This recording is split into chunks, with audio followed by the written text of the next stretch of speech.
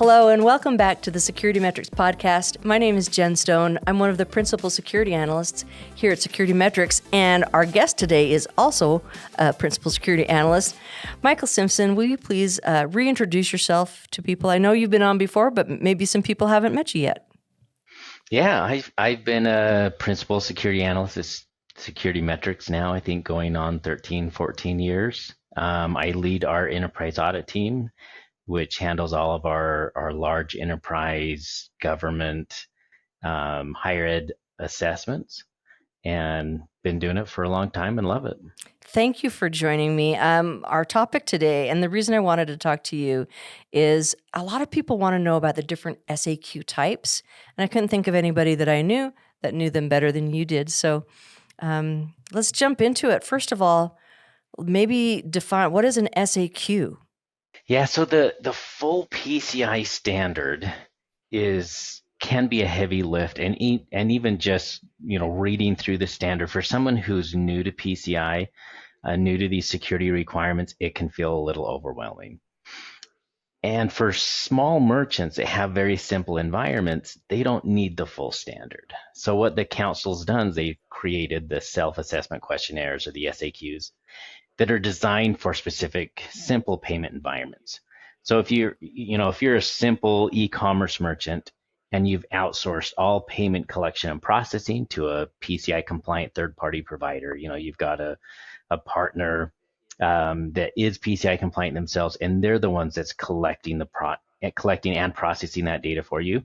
Then instead of going through all of the 200 some odd controls that mostly don't apply to you, you can look at the self-assessment questionnaire, the SAQ A, that's designed for that specific environment. And it has kind of taken out all of the ones that the council feel don't apply in this situation. And then you can focus in on those PCI controls that really do apply to your environment, which is mostly centered around making sure you're choosing and keeping an eye on those third-party providers that do have access to that data. So that's what the self-assessment questionnaires are for, is it simplify your validation of PCI DSS compliance for a simple merchant. I'm glad that you started with SAQ A, and you mentioned that it's in the e-commerce for people who outsource e-commerce. Maybe let's talk a little bit about how you choose an A versus an AP versus a B versus a BIP. How would a merchant go about just even deciding what SAQ do I need to choose? That's a good question. There is, on the SecurityMetrics website, there is a guide. If you Google which SAQ is right for me, one of the first links is going to be that guide that helps walk you through that decision-making process. I think the council also, it's a little older, but they had a white paper titled Understanding SAQs for PCI DSS version 3. It's really the same for version 4 as well. There's a few minor changes. But the first thing you need to do is understand your payment flows. How do you receive credit card data? Is it in person? Is this e-commerce transactions? Over the phone transactions? How is credit card data getting to you? How are you processing it? And then within each of the self-assessment questionnaires, or the SAQs, there's a part that's titled Eligibility to Complete. And what that is a short list of maybe 6 or 7 statements that all have to be accurate for you to qualify to use that simplified self-assessment questionnaire to validate your merchant compliance. Right. So when it comes to e-commerce, if you have an e-commerce payment flow, you're either going to be an SAQ A, an AEP, or a D. Those are the only ones that support e-commerce. If you're a card present, we've got several others: the B, the P2PE, the C, the D, the SPoC. So there's several that do support that card present. So the first thing you need to do is really have a good understanding of what your payment flows look like. Right. And so hopping back to the SAQ A, I think it's a great place to start because so many merchants have at least a small storefront somewhere, something they're taking payments online in some way.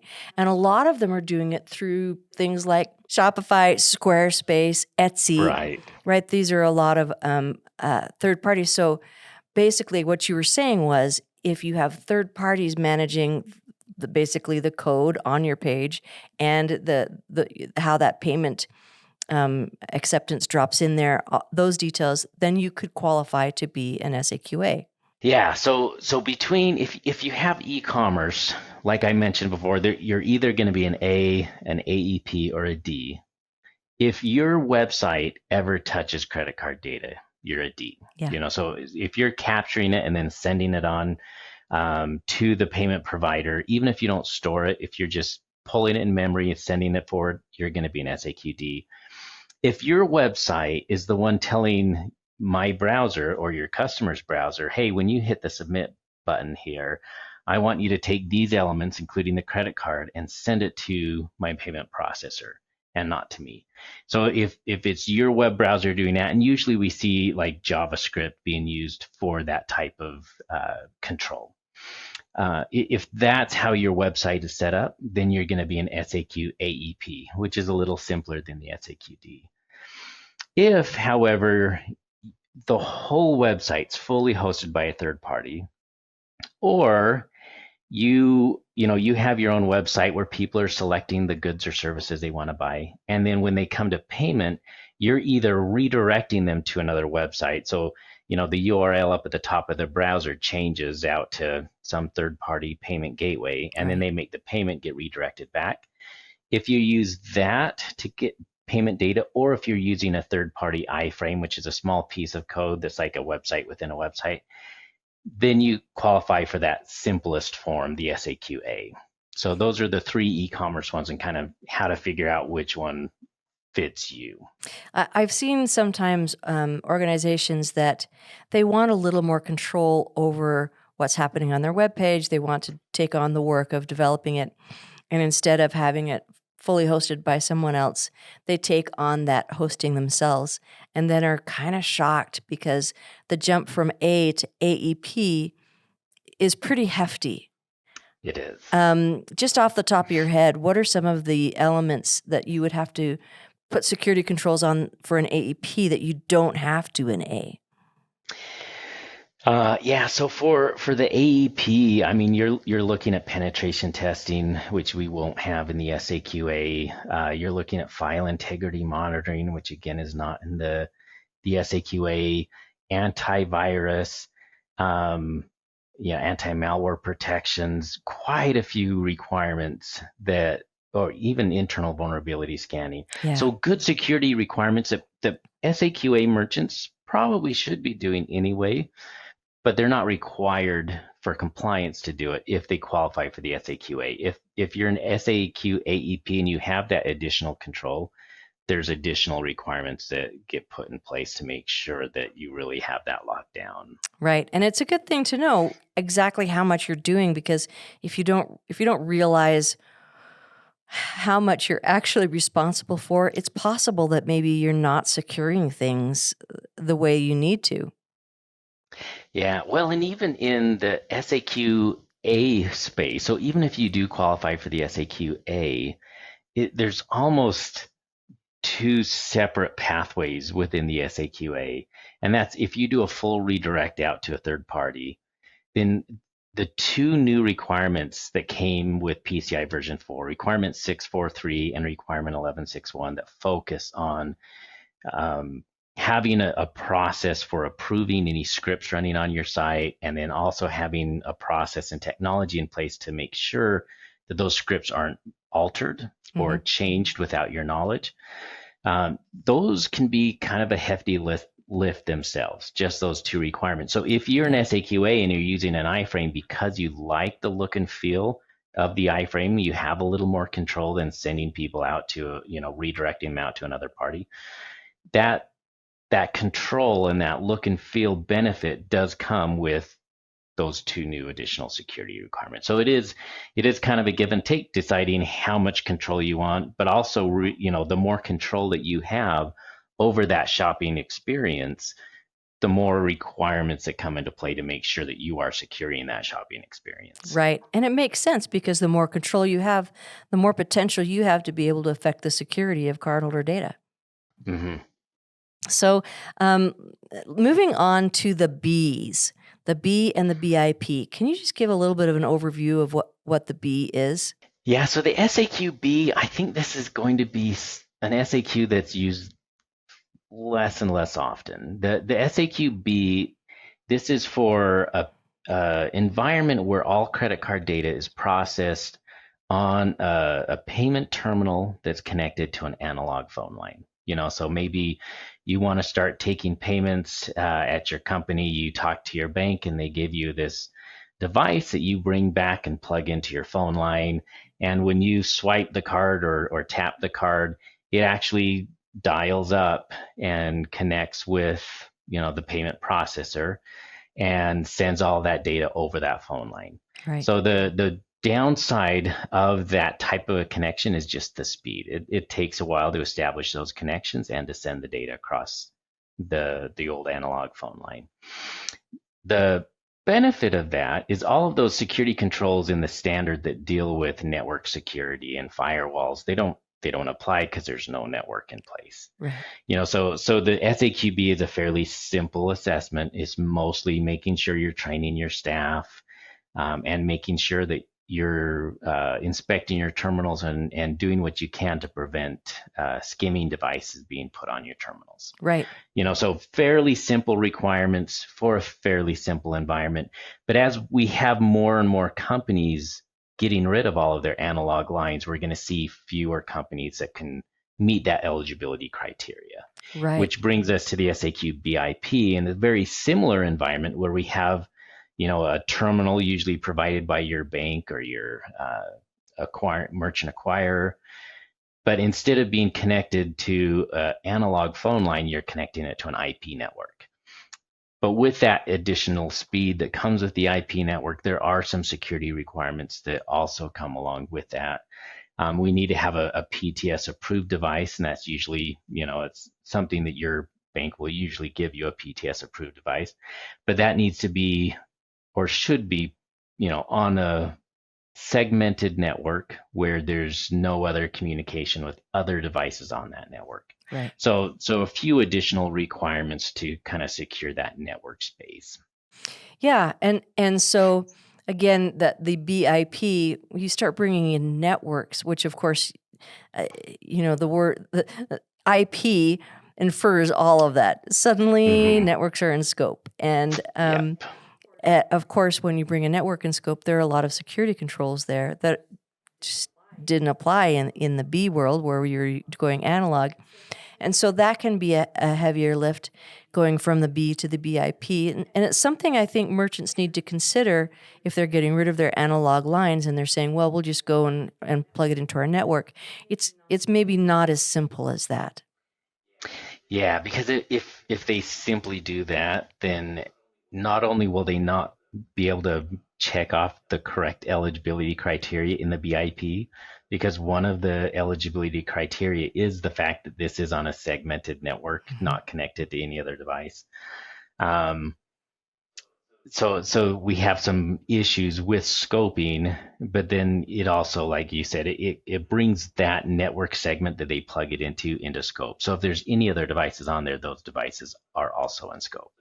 So network segmentation is important, which if you want to get away from the SAQ B because you either don't have analog lines or you just need something that is a little faster, SAQ P2PE or using a point-to-point encrypted terminal would probably be an easier way to go because we don't have the network again. The network is eliminated from scope because of that end-to-end encryption. Instead of, with the SAQ B, there was no network, so we didn't have to worry about it coming into scope. Right. So moving along through the alphabet. Yeah. So we arrive at SAQ C. And to be honest, C is not something I see very often. Occasionally I will. I'll see a C environment in, like sometimes in a healthcare space.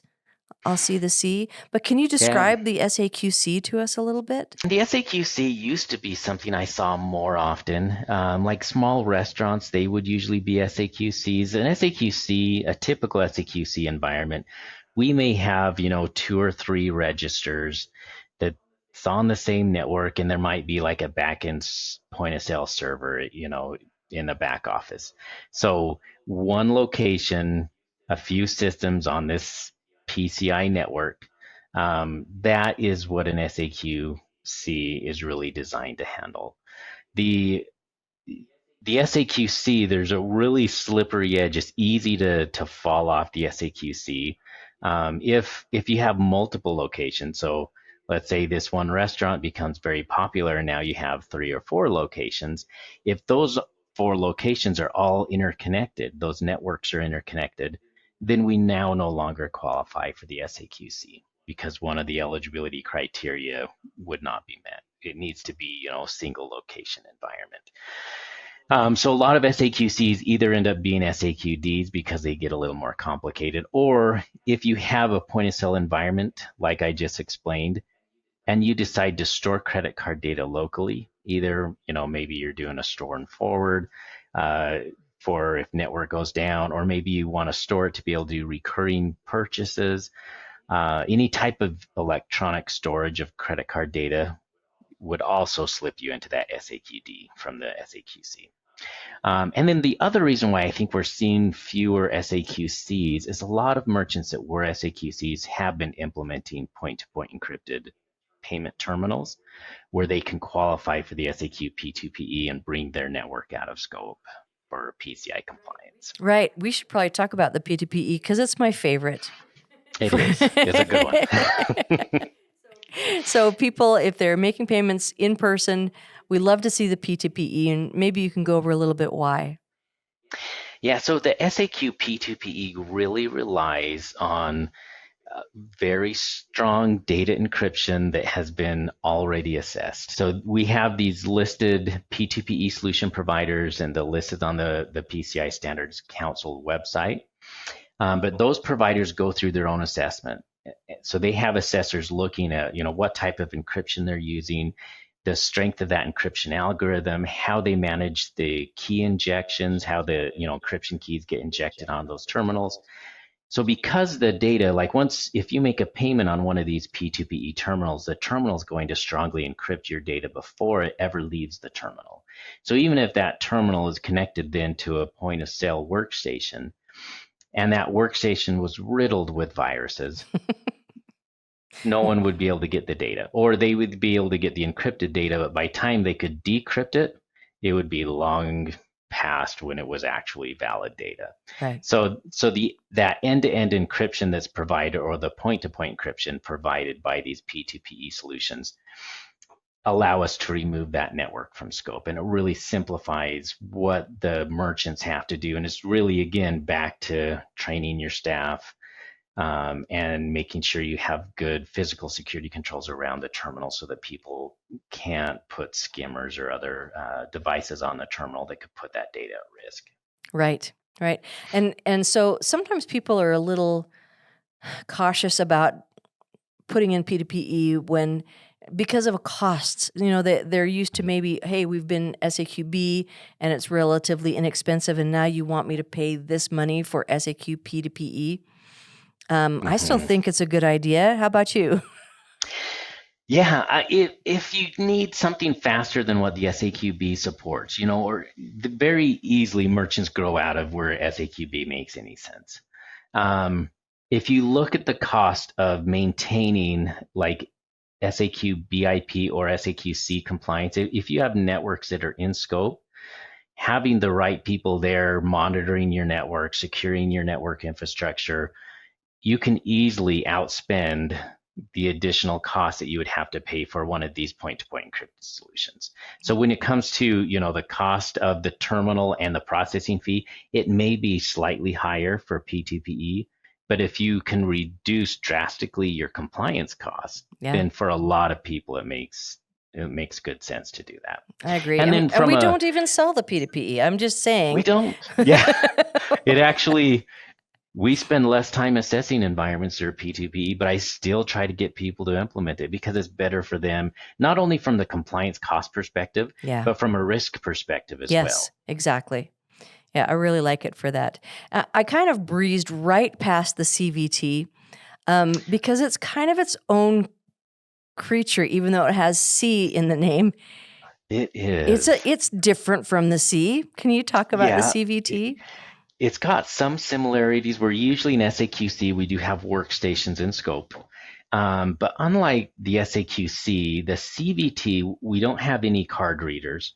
So we're not swiping any cards or taking payments over a dip or other transaction.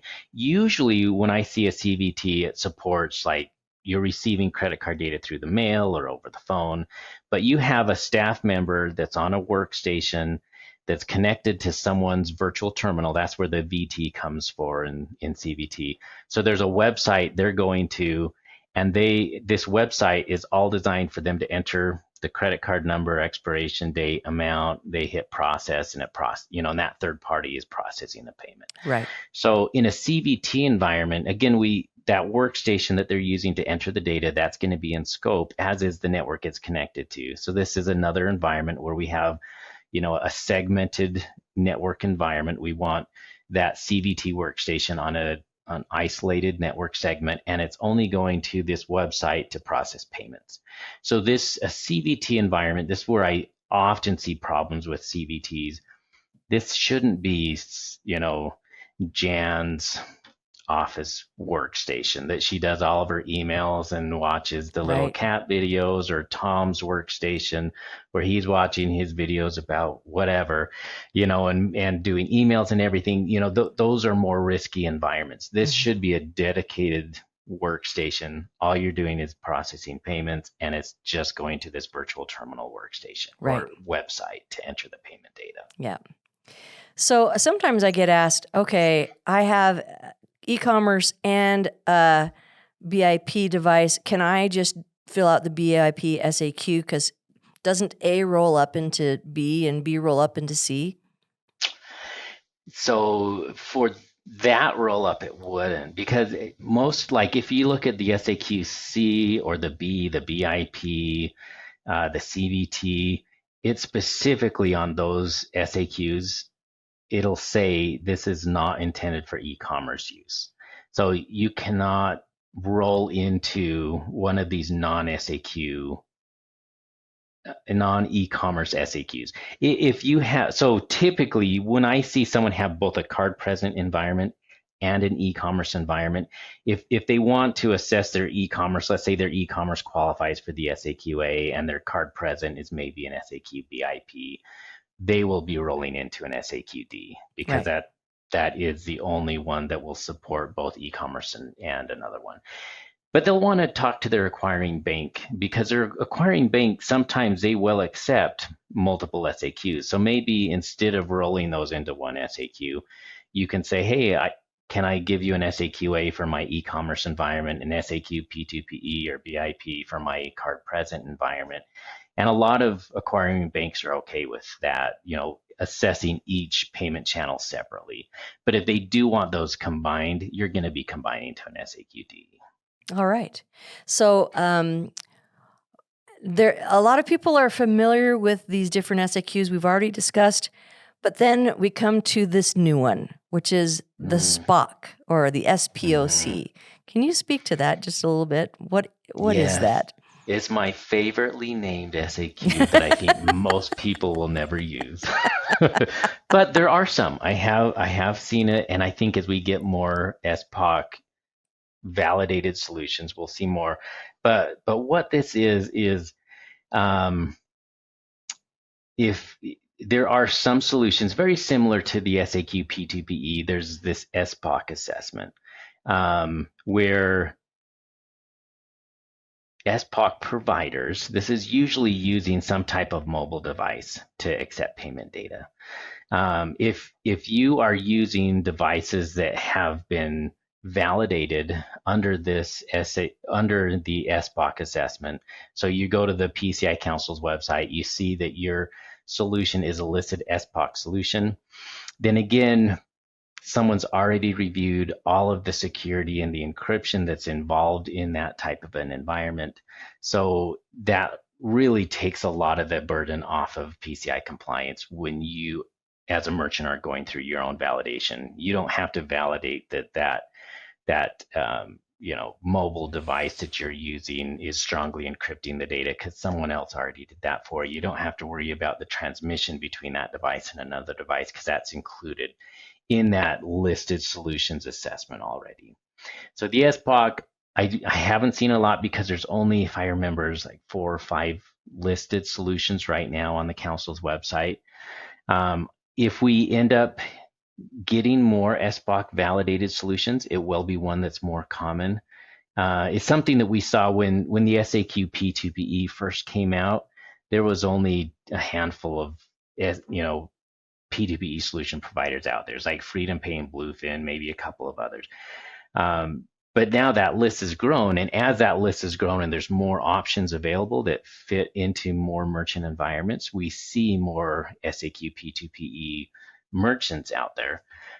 It may be the same with the SAQ SPoC. As the list of solutions grows, we may end up seeing more and more merchants that can use that when they're doing their own merchant compliance. But really, whether you're using the P2PE and the SPoC are really down to your provider's validations themselves. So if your provider has either a P2PE validated solution, or if they're, if you've signed up with someone that has an SPoC validated solution, that provider has done a lot of the footwork for you so that your merchant compliance is simpler. Right. So that brings us to the SAQ D, which we've talked about a little bit, contains all of the requirements, and merchants can use them depending on their environment. What about service providers? That is another great question. And one that the council keeps getting all the time is, can service providers use the SAQ A, or can can they simplify their compliance? Because the SAQ D SP, which is the service provider version of the D, it is all of the requirements, including the service provider only requirements. And it is the only SAQ that a service provider can do. Yeah. And a lot of service providers feel that that's not fair. Why do merchants get all the fun and we just get one? But it's because you're held to a higher standard as a service provider. As a service provider, it's not just your customer data that's at risk. It's all of your customers' data. So if someone can compromise a service provider, they have access to potentially a lot more information, and they're affecting the security of other merchants' environments themselves. So because of that risk, there is more scrutiny put on service providers, and they only have the SAQ DSP as their SAQ of choice. So if they're not having a QSA validated ROC assessment, the SAQ DSP is the only one that they qualify for as a service provider. That being said, there may be things that don't apply to them. If they basically are a service provider that acts like an SAQA, they don't store, process, or transmit credit card data, but they have third parties that do that for them, then there's going to be a lot of requirements in section, requirements 3 and requirements 4 that would be not applicable, and they would just need to mark those as not applicable. If they never touch credit card data, then all of requirement 3, obviously they're not storing it, and if they never transmit credit card data, all of requirement 4 is all about how we secure data when we're transmitting it.